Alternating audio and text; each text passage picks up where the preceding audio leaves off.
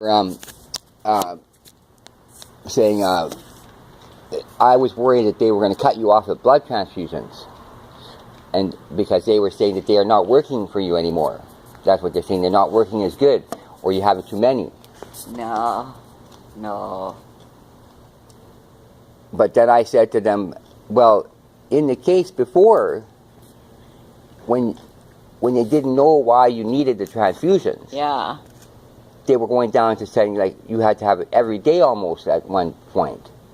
Yeah. You were needing a transfusion because they didn't know when you were bleeding inside internally, and because you had the blood thinners, too many blood thinners you were taking.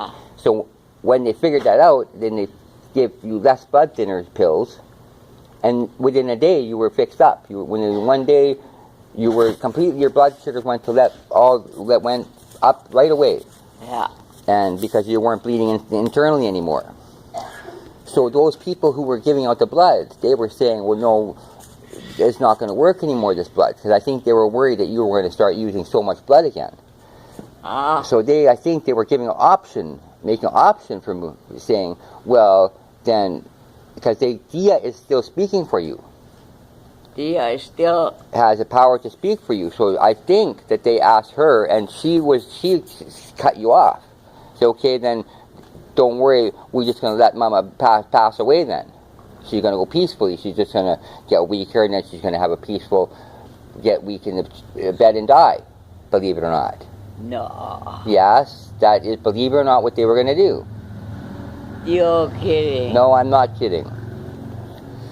So anyway, I'm not even supposed to be talking to you about this. Believe it or not, I'm not supposed to say nothing. But I know they don't. So what I figured out the problem. Realized the problem.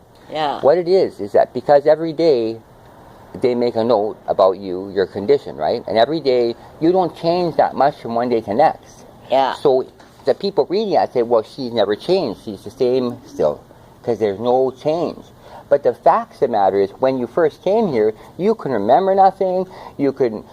You were lethargic and you were sickly and weak. And now, months later, you have memory, and you even said at one point your memory's coming back, even though you still don't remember nothing. But you even said you were remembering more stuff and then. But you're singing. You were singing lots. You're making the girls laugh here. But you were lively. And how they describe you? You're living a lively and vibrant and lively life here. Yeah. Very lively, and you liked it here. You're enjoying the days. Yeah. And my visits and stuff.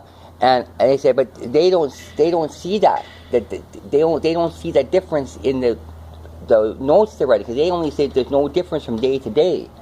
So no point do they see where you went from sick to lively. They just see no difference every day. Oh. You came in here very sick, and because there's no time when there was a sudden change, nobody wrote that down, that you had a big change.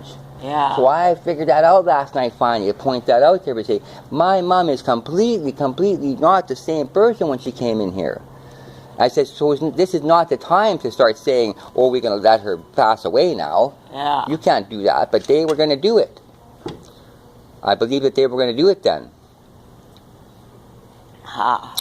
So I should read some. So what do you think about that? You didn't believe that that Dia could have that say, eh?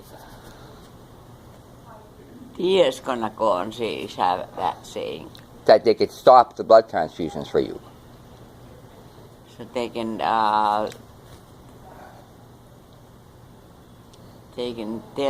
tell Dia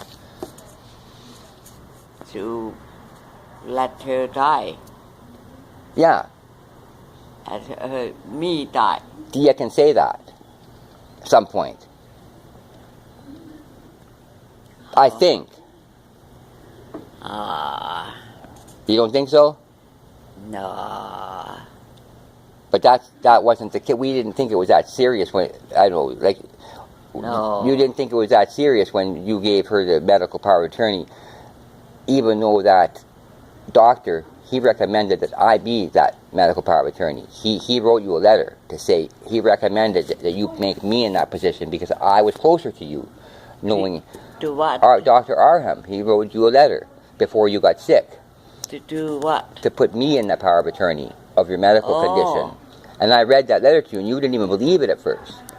But when you did believe it, you had told me, let's go to the lawyer. And I said, but you're too sick, and James had just died around that time. And I said, let's not do that right away at that time. Yeah. And then, but by the time it became necessary, you were too sick to go see the lawyer then, and it never got changed. Yeah. Which has just been a big shit ever since. Yeah. But also, there are lots of things from our side now, though.